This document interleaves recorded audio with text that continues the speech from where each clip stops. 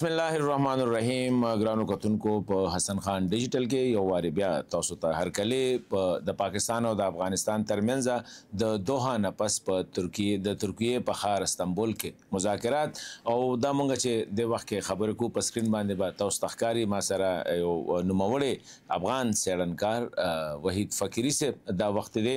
نو دا غوي سره هم خبره کو چې دا اوس خبرونه خو پازیټیو راځي تر اوسه پورې چې کله مونږ دا اوس د وخت به مو فقیری صاحب خبرې کو خو مخکې توقعات څنګه دي دا دونه د ځنډ ښکار شو درېمه ورځ دا د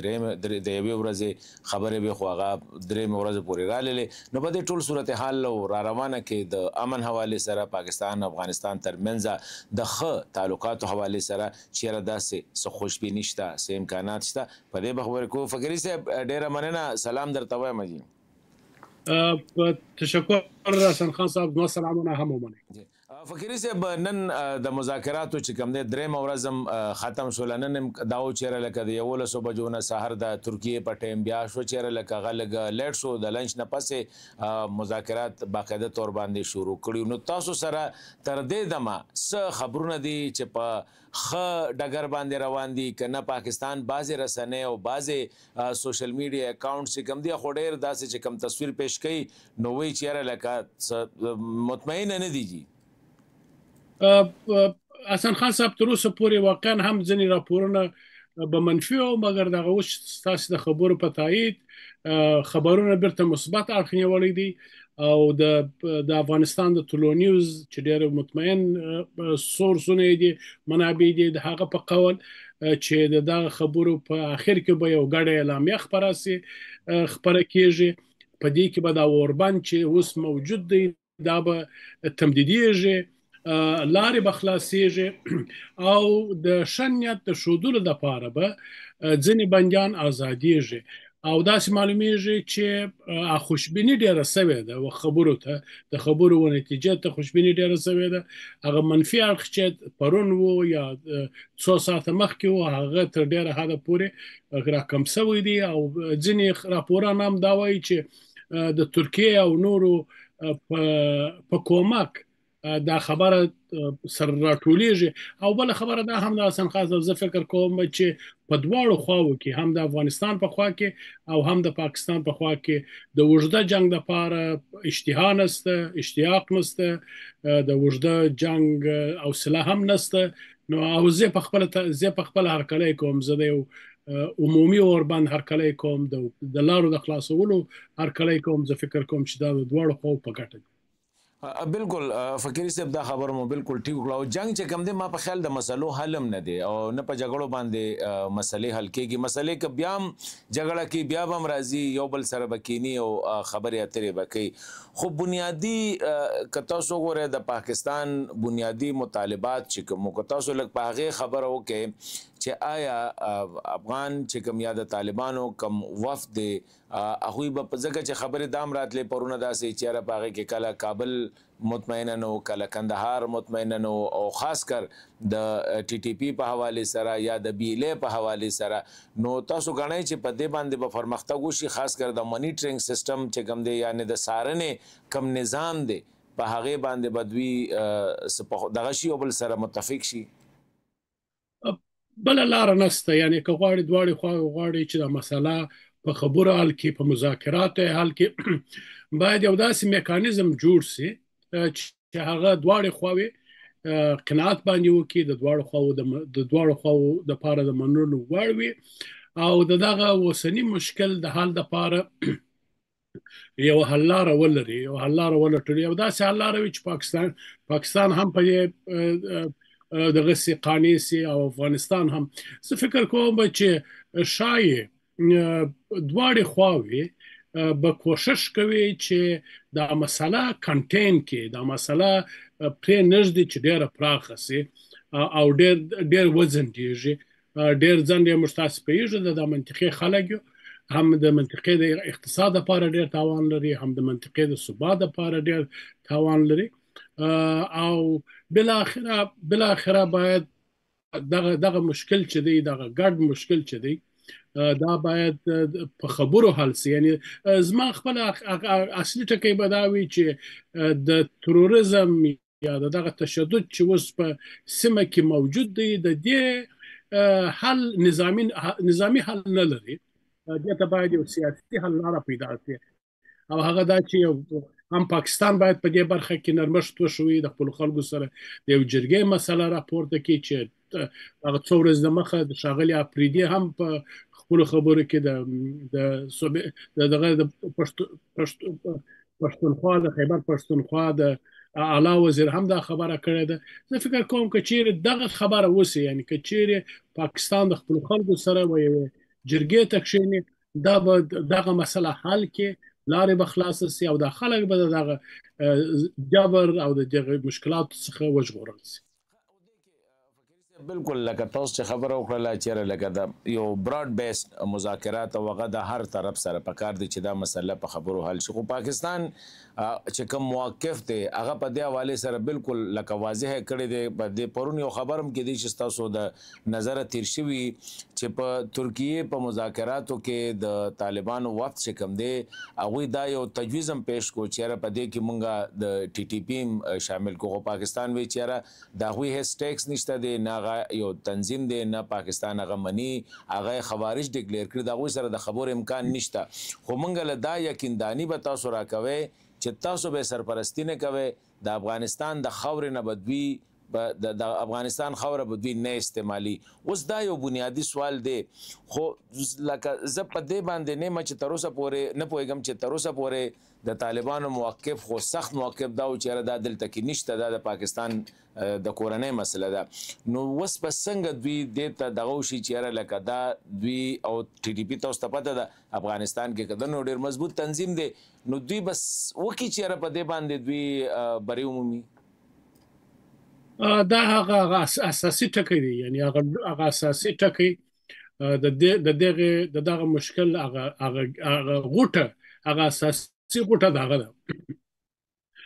او دا غوټه باید خلاصه سي. د دې غوټې لپاره باید یو حل لاره پیدا سي. دا چې د سره کم حلوي وګورو، یعنی که چیرې یو ګډه اعلامیه خپره سي او دغه مذاکرات چې اوس په ترکیه کې دي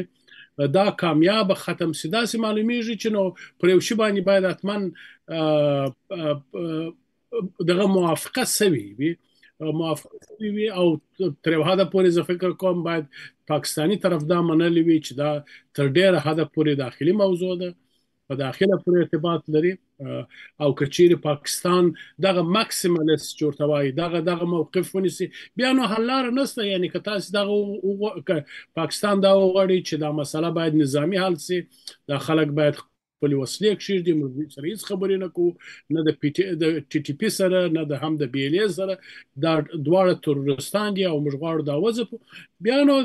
د خبرو مسله نه پاتې کېږي، د خبرو خبره اگه سره نه پاتې کېږي، یعنی خبرې باید ونیسي. مګر که چیرې پاکستان دغه نرمښت وشوي چې بله او دا ځینې مشکلات شته او په دننه پاکستان کې هم یو پروسه ته لاره خلاص کړي، یو پروسې ته یو جریان ته لاس خلاص کړي چې د خلکو دپاره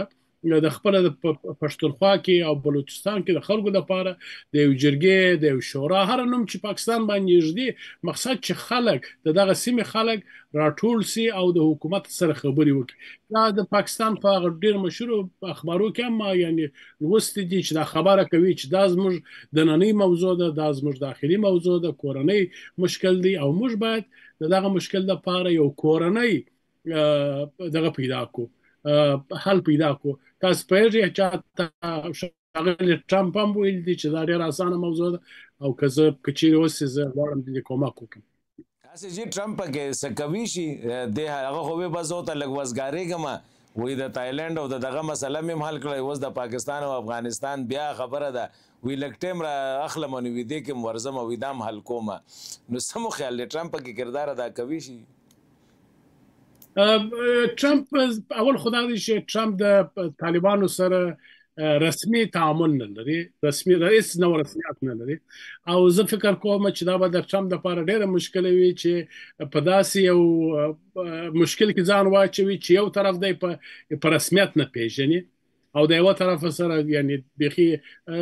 زما په نظر د ټرمپ خبرې صرف دغه باید دغونې بد دی چې امریکا هم دا غواړي چې دا مسله د خبرو د لارې حل سي، روسان هم دا غواړي، چینایان هم غواړي، او زه فکر کوم چې هیڅ لوی قدرت په دا سیمه کې دا نه غواړي چې د افغانستان او پاکستان ترمنځ دغه شخړه دوام پیدا کړي، ځکه دا د بیا هم وایم یعنی که د چا په نفع وي دا د تشدد په نفع ده، دا د افراطیت په نفع ده. نو دواړو ملکونو ته او د خلکو ته چې دلته پراته دي د دوی لپاره دا لازمه ده چې پر خپل حکومتونو هم فشار واچوي او د سولې لپاره لار خلاص کړي. زه فکر کوم چې دا زموږ د آینده نسلونو لپاره ډیره مهمه ده چې په دې سیمه کې امن راسي، تجارت ډیر سي او دغه شخړه په یو شکل سره مینجمنت سي، مدیریت. فقیري صاحب لکه شی به مخکې ما دغه شان دی دغه سره خبرې کولې، نو هغه دا وایي چې لکه د دننه کوم افغان ډیلیګیشن دی د هغې د یو کس سره وي دغه خبرې وشولې، رابطه وشوله، خو ډېر شارټ ټایم دپاره به ډېر لږې دغه وکړې. هغوی یو خبره وکړله چې یاره پاکستان هم دا انډرسټینډ کوي چې یاره د طالبانو دپاره د دوی خلاف داسې سویپینګ کارویانې کول به ګران وي افغان طالبانو دپاره. او څه تاسو وایي چې د دې دا انټرنل ډایمنشن لکه د پاکستان دننې هم دې ته به هم کتل غواړي، خو دوی وایي چې یاره پاکستان وایي چې تاسو شروعات که د دې نه وکړئ چې یاره ملا هیبت الله صاحب دی هغه پخپله یو بیان ورکړي او هغه دا ووایي چې یاره دا جهاد نه دی او د دوی چې څه کوي دا مجاهدین نه دي او د افغان خوره به بالکل نه استعمالیږي او څوک چې استعمالي دا د افغان ولس په ضد باندې ده، د افغانستان د مفاد په ضد باندې ده. نو دا د پاکستان یو دریځ دی، یو ډیمانډ دی. نو تاسو ګڼئ چې دې ته به ملا صاحب تیار شي؟ تاسو پوهیږئ حسن خان صاحب چې د افغانستان څخه څو وارې داسې ځینې اعلامیې زما دقیق وخت نه دی په یاد چې په کوم وخت کې اوس داسې د دوی د خواست داسې اعلامیې داسې څرګندونې شوي دي چې موږ د دغه شی د تشدد په پاکستان کې د دغه تشدد ملاتړ نه کوو او موږ په دې دا نه غواړو چې په پاکستان کې دغه جنگ ته دوام پیدا کړي، د جنگ دوام پیدا کړي. نو مګر دا چې دوی هلته اعلامیه خپره کړي، زه فکر کوم چې دا به دوی د خپل لاسونه په خپله وتړي او هغه تور د پاکستان تور چې پر دوی باندې دی هغه به نور هم چې دغه دی موږ ویلی چې په دې کې ته شامل یې او نو اعلامیه دې ولې خپروله. دا هم شاید یو موضوع وي چې دوی د دغه څخه راوګرځوي چې دا کار وکړي. مګر که چیرې د افغانستان طالبان دا وکړای شي چې د خبرو لپاره د پاکستان او د ټي ټي پي ترمنځ د خبرو لپاره یو زمینه برابره کړي، د یو روغې جوړې لپاره یو زمینه برابره کړي، باید دا شی دا کار وکړي، دا اقدام باید وکړي او بهتره ده چې په دې سیمه کې چې خوږېږي خپل خلک خوږېږي، په دواړو خواو کې زموږ خلک چې خوږېږي او د دې خوږ لپاره باید که چیرې یو څوک یو اصلاح راولي د یو خیر کار وکړي خو ډېر به ښه وي. مګر یعنی زما خپل عقیده دا ده چې پاکستان باید د تاریخ غړپ چې ورته وایي دا تیر کړي او برته خبرو ته راوګرځېږي، د ټي ټي پي سره، د بي ال اے سره، د بلوچ سره، د پښتنو سره باید یو د لوی جرګې غم وخوري، د شورا غم وخوري چې دا مسله د دننه کې هم مطرح سي، په دننه په خلکو کې مطرح سي او د خلکو د خوا څخه فشار واچول سي. خپل د سیمې خلک چې دی په دې خوا د دې څخه هم فشار موجود وي، یو غږ موجود وي چې موږ دغه شی نه غواړو، چې موږ غواړو د هغوی هغه مطالبه هم روښانه سي او دغه تشدد چې اوس روان دی په افغانستان کې دغه غندنه هم وسي او نور دغه تشدد ختم. خبره ده فقیري صاحب لکه کوڅونه چې زما خیال دی کېدای شي زه دغه باندې نه خو هغه دا دی چې یاره د ما په خیال بي ال اے سره بیا هم څه نه څه د خبرو دغه کېدای شي، خو د ټي ټي پي سره موقف چې کوم دی دی کې ډېر سخته داسې دی هغه موږ چې د پوینټ اف نو ریټرن باندې دی. نو یو خبره ده که پرس کا د ډیډ لاک راشي او لایکلی زما چې کوم خیال دی اوس چې مخکې څه کېږي دا به ګورو، الله دې وکړي چې څنګه تاسو دا خوشبیني ظاهره کړه یا د افغانستان بعضې رسنۍ تاسو د تلو نیوز خبره وکړله چې هغوی دا خبره د ذرایو نه کوي چې یاره پازیټیو ټریجکټري باندې خبرې روانې دي. خو ان کیس دا ونشي او دا خبره او د پاکستان او دای چیرې مونږ به بیا لکه هغه ورځم په کورمې غاړې او د وزیرستان غاړې چې کم دی د 25 کسانو د دوانو ډیلیګیشن چې و تشکیل هغه راته هغه بیا هغې سره انګیج شوی دی بیا د هغې تصویرونه او ویډیوګانې هم وي په دغه کانفرنس کې یا په دغه مذاکراتو کې شو کړي نو تاسو ګڼئ چې لکه خیال داسې نه دی چې دا به د طالبانو دپاره ډېره ګرانه شي یو طرف نه معاشي پریشر دی د څو ورځو نه تقریبا 14مه 15مه ورځ ده چې بارډرې بندې دي یو طرف نه دا دباو دی بل طرف نه د مهاجرینو دباو دی بل طرف نه پاکستان وی چې زه به د خواجه آصف بیان که مونږ لږ سنجیده واخلو نو هغه وی چې مونږ به کولاو جنګ کوو د دې خلاف یعنی که چیرې هغه ته ورسېږو بیا هم زه دا وایم چې دا د دواړو خواو په ګټه نه ده که چیرې دا مسله د خبرو څخه ماسیوا سي خبرې ختمې سي او یوازې پر نظامی حل باندې تکیه وسي بیا د دې خلکو دپاره د دواړو خلکو دپاره چې د خط پر دواړو خواو پراته دي د دوی دپاره به یو لوی آفت وي او موږ واقعا هم د خلک ډېر زیرېدلي دي د ډېر وخت راهیسې زیرېږي ډېر زیات خوش سوي دي دا خلک وایي دلته ضرورت لري چې کاروبار سره وکړي خپل تولیدات چې دي هغه پراډکټ چې دي یو بل سره په مناسب وخت کې ورسوي اقتصاد یې ښه سي د دې خلکو او د دغه هردم شویدۍ د دغه محتاجۍ څخه خلاص سي او دا هغه وخت کېدلی سي چې په دې سیمه کې ثبات راسي په دې سیمه کې اقتصادي رونق راسي په دې سیمه کې اتصال موجود وي کنکټیویټي موجود وي او تشدد راکم سي او د دې یوازینۍ لاره دا ده چې یعنی بیا هم دا ده چې دواړه حکومتونه په دې برخه کې کوشش وکړي او د پاکستان دپاره دا لازمه ده چې د افراطیت د راکمولو دپاره د خپلو خلکو سره د جرګو دروازې خلاصې کړي زه فکر کوم که چیرې پاکستان دغه شی ومني چې د خپلو خلکو سره د عمومي جرګې هم د بلوچ سره هم د پښتنو سره د عمومي جرګې دپاره بندوبست وتړي دغه نظریه رامخته کړي زما عقیده دا ده چې افراطیت به ډېر وځپل سي افراطیت به ډېر کمزوره سي او په دې برخه لکه تاسو یار لیټ سه کدا مونږ د پښتنو مسله نو ټوله ټي ټي پی چې راغونډه کې نو 2000 یا 3000 چې زیات کې 15000 کسان دي پښتانه دلته کې 6 کروڑ دي نو تاسو غواړئ چې د ټي ټي پی د پښتنو نمائندګي کوي پاکستان کې نه په هیڅ وجه زه دا نه وایم چې ټي ټي پی د پښتنو نمائندګي کوي زه دا وایم چې په پښتنو کې یوازې دا ډله نه ده چې خواواجه ده دا یو د تشدد مخ کړی دی دا هغه ډله مګر په پښتنو کې پی ټی ایم هم دی د پښتون ژغورنې غورځنګ هم موجود دی چې هغه هم خواbaز دي په پښتنو کې د نېشنلستي ګوندونه دي چې هغوی هم ارادونه لري په دې برخه کې په دغه کې برخه لري په پښتنو کې تجاران دي ټرک ډرایوران دي دکانداران دي چې دغه معضلې څخه یا دغه مشکل څخه رنځ وړي مشکلاتو ته پیښیږي یعنی پښتانه کې دغه موضوع څخه ډېر زیات خلک موجود دي چې ډلې موجود دي مختلف افکار موجود دي زما عقیده دا ده که چیرې پاکستان دغه لمن خلاصه کړي او د مختلفو آراو څخه خلک راوغواړي دا به د ټي ټي پی دغه مطالبې هم کمرنګه کړي کمزوره به کې او یو معقول یو ډېر لیجیټیمیټ یو راشنل ډسکشن په منځ کې واچوي او دغه مشکل دپاره به یو راشنل یو معقول حل لاره پیدا لکه مونږ لټ سه تحریک طالبان پاکستان د دوی درې سلور ډیماند به دوی چې کوم وی چیرې مونږ شریعت را غواړو یا مونږ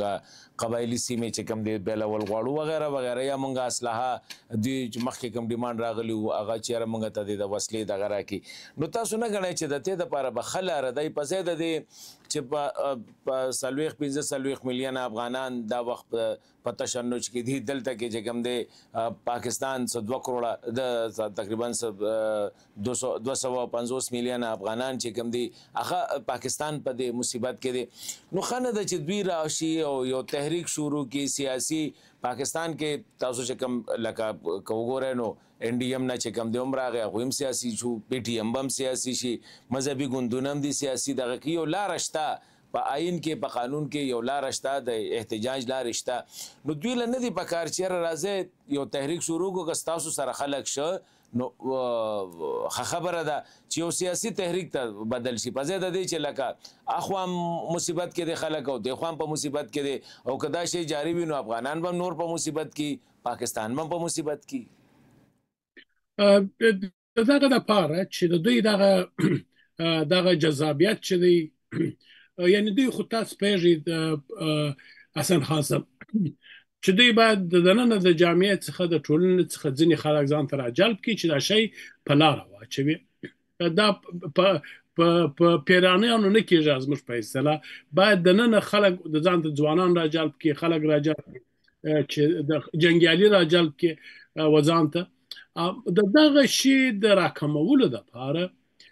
هغه وخت شکار کېدلی سي چې د جامعې سره د ټولې ټولنې سره یو ډایالوګ په لاره واچول سي تر هغه ځایه پورې چې زه پوهېږم تر اوسه پورې د پاکستان حکومت دغه کار نه دی کړی چې د دغو خلکو سره د منطقې د خلکو سره دغسې یو ډایالوګ ته مخه کړي یعنی او دا د پاکستان خپل سیاستمداران او ته د خپل د عمران خان حزب هم دا خبره کوي چې باید د خبرو لاره خلاصه سي او په دې کې زه فکر کوم که چیرې ټولنه په دې کې ټولنې ته موقع ورکړستی چې خپل نظر بیان کړي زه فکر کوم چې د ټولنې فشار به دونه زیات وي چې هغه خلک چې تشدد غواړي هغه به بیخي کمزوره سي او د یو معقول حل لارې دپاره به لاره خلاصه سي ځکه دا مشکل اوس یعنی د یوازې په دغه وباسو که چیرې د پی ټي پي ځینې وباسې مشکل نه دی حل سوی مشکل د پی ټي ایم سره موجود دی د عمران خان سره موجود دی د خپل د عمران خان سره غټ مشکل دی په پاکستان کې یعنی هغه هم په خپل ځای باندې پاته دی د بلوچستان سره په خپل ځای پاته دی د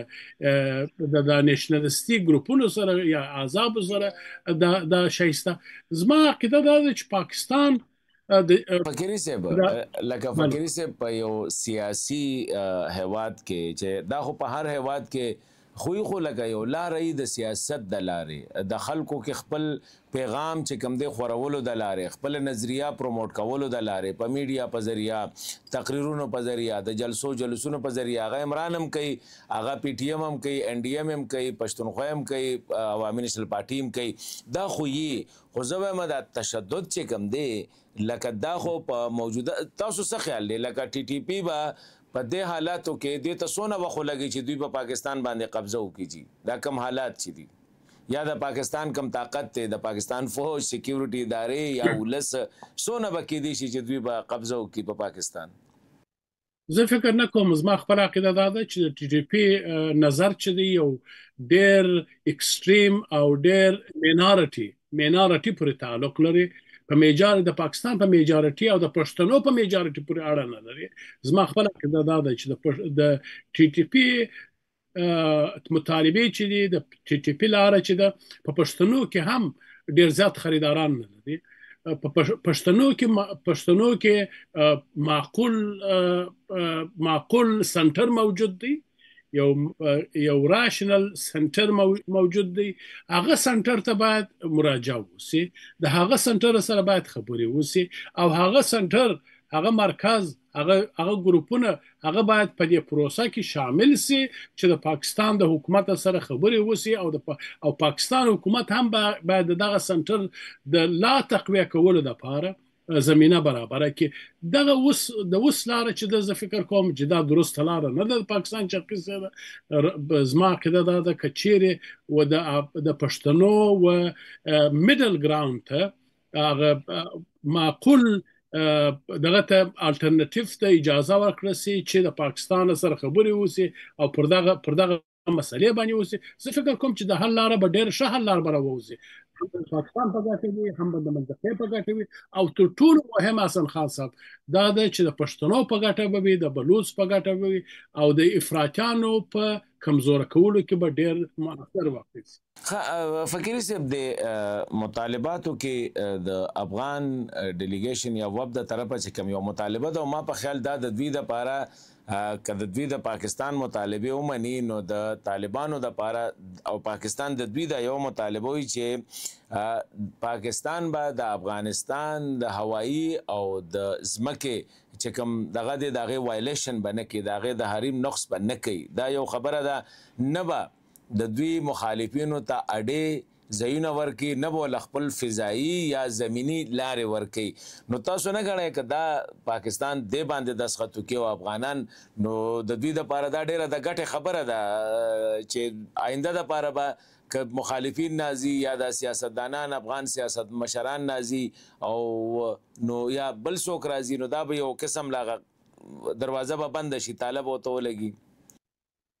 بله او یعنی طالبان د خدای د غواړي د طالبانو په نفع په ګټه ده چې پاکستان د نورو مخالفینو سره خبرې ونه کړي. دغسې لکه پاکستان هم په دې دغه دی چې تاسو د ټي ټي پي سره دغه نه کوئ، البته د پاکستان هغې به یو څه دغه اختلاف لري ځکه په پاکستان کې یو جګړه روانه ده. اما د طالبانو دپاره دا یو ډېره وارداره خبره ده چې پاکستان دا ورسره ومني چې نه به بیا نه به د دوی د مخالفینو سره به کومک نه کوي، د هغوی ته به د مجلسونو زمینه نه برابروي. دا به یو کامیابي وي د دوی لپاره، ډېره غټه کامیابي وي. مګر دا چې پاکستان باید د افغانستان پر حریم باندې تجاوز ونه کړي، پاکستان تیری ونه کړي، دا یو عمومي مطالبه ده د ټولو افغانانو. او دا یو هغه سره کرښه چې موږ ته وایو، هغه سره کرښه ده، هغه رد لاین دی چې پاکستان باید دا ومني چې نور باید په افغانستان کې مداخله ونه کړي، پر کابل او پر نورو سیمو باندې بمباري ونه کړي، او کوشش وکړي چې د خپل مشکل چې دی اول د دې د حل لپاره یو حل لاره پیدا کړي، او دوهم که چیرې د افغانستان سره خبرې کوي هغه د ډیپلوماتیکي لارو څخه وکړي، لکه دا چې په ترکیه کې خبرې روان دي، په قطر کې خبرې روان دي. زه فکر کوم د هغه لارې بهتره ده. او که چیرې پاکستان د نظامی اړخ د نظامی مټ وکاروي، نظامی قوه وکاروي، هغه زه فکر کوم چې د افغانانو اساسیت راپاروي، افغانان په دې خوا به وي، ټول په دې خوا به کېږي چې پر یو ملک باندې تجاوز وسي، دغه وسي. او بیا هم وایم چې زموږ د افغانانو موقف دا دی، د عمومي موقف دا دی چې په دې چې موږ ونډه نه لرو، او پاکستان د خپل مشکلات په خپل حل کې، خپل کور دی په خپل سنبال کې، پر نورو دې پړانه اچوي. راځي چې او مګر دا چې د تروریزم مشکل دی، د تروریزم مشکل یو ګډ مشکل دی په ټوله سیمه کې دی. راځي چې د هغه دپاره لکه دوی چې په دا خبرو کې چا ویل سوي دي چې اطلاعات به سره شریکوو، انفارمیشن به سره شریکوو، دا یو ښه خبره ده. د پخوا څخه هم موږ تاسو پر دې باندې چې خبرې کړي دي چې یو داسې کمیټه وي چې هغه وکړای سي چې انفارمیشن سره تبادله کې پر وخت پر زمان پر ډېر پر وخت باندې دغه معلومات سره شریک. دا ډېره ښه خبره ده چې یو بل خبر کې د یو بل دپاره اطلاعات برابر کې. دا زه فکر کوم چې دغه یوه د حل لاره ده چې کولی سي دا ټنشن راکم. خو دا یو خبره کومه فکر صاحب، هغه ورځ ما د افغانستان چې کوم د ملګرو ملتونو دپاره او د جنیوا چې کوم مستقل نماینده دی ناصر اندیشه صاحب، کوم ډیپلوماټس دی، سینیر ډیپلوماټ دی، هغوی یو خبره کوله چې د پاکستان کوم حملې کړي دي یا تاسو ته د حریم تجاوز کړی دی د فضایي حدودو، نو دا د افغان ولس خلاف نه دي، دا خو دی د دهشتګردو او طالبان چې کوم دي دا د دهشتګردو مدد ته پرېږدي، نو بیا به څوک دا نه کوي. او هغه یو ډېر په یو اهم څوکۍ ناست شخصیت دی. نو تاسو دې ته څه ګورئ چې پاکستان هم دا موقف دی چې موږ افغانان نه په نښه کوو، نه د افغان د دغه سره زموږ کار دی، موږ خو چې کوم دی هغه خلک چې زموږ خلک دی دغلته ناست دی هغه موږ په نښه کوو دغلته، او دوی ساتي دي. نه، زه د ښاغلي اندېښنې د دې خبرې سره هم نظر نه یم. زه فکر کوم هغه خپل یو طرف لري، هغه د پخواني حکومت نماینده دی، او هغه حکومت چپس سقوط یې وکړي، فرار یې وکړي، هغوی هغه په هغه ډله کې دي. نو لهذا د هغوی دپاره زه فکر کوم خصوصا د اندېښنې دپاره دغه خبره کول زه فکر کوم چې مناسبه نه وه چې داسې خبره وکړي یا دغسې موقف ونیسي. د افغانستان حریم په ټولو افغانانو پورې اړه لري، او نه هیڅوک د دې اجازه باید ونه لري چې د افغانستان پر حریم باندې تجاوز وکړي دا که پاکستان دی که ایران دی که تاجکستان دی او که امریکا ده هر څوک چې د دې حق نه لري نو دا یو ملي مسله ده یو ملي موقف دی چې هیڅوک نه غواړي زه فکر کوم چې په ټول جهان کې هیڅوک نه غواړي چې خارجي ملک دی راسي یو ځای دی بمبار کړي یو خارجي ملک دی راسي یو بل ملک دی بمبار کړي یو بل ملک دی ووړي زه د دې موقف سره دغه نه هم نظر نه چې اخیرنه پوښتنه کوم فقیر صاحب دا تجارتي بندیزونه یا د 1514 ورځو نه چې د لار بند ده تاسو غواړئ چې د سره افغانستان ته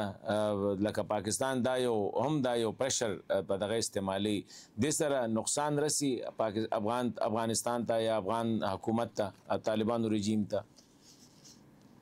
بله او یعنی په دې شک نشته چې ټول افغانستان ته رسیږي یعنی واځي د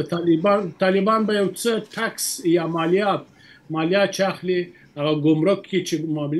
مالیات اخلي پر هغه باندې به یو څه کمیږي مګر دا د ټولنې لپاره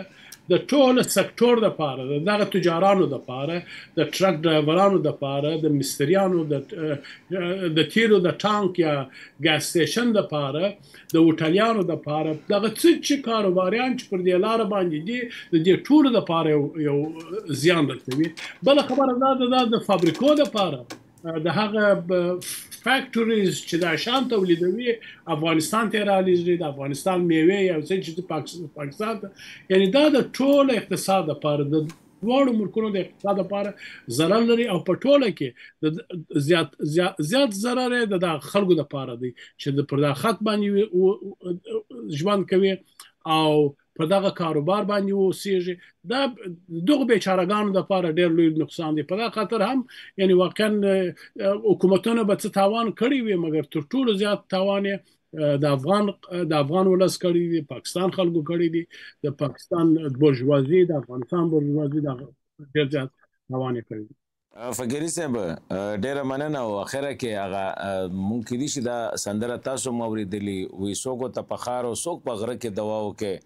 او خپل پښتونخوا ته په مانځ کې دوا وکي چې الله تعالی من راول بس دوا وکړو چې الله تعالی د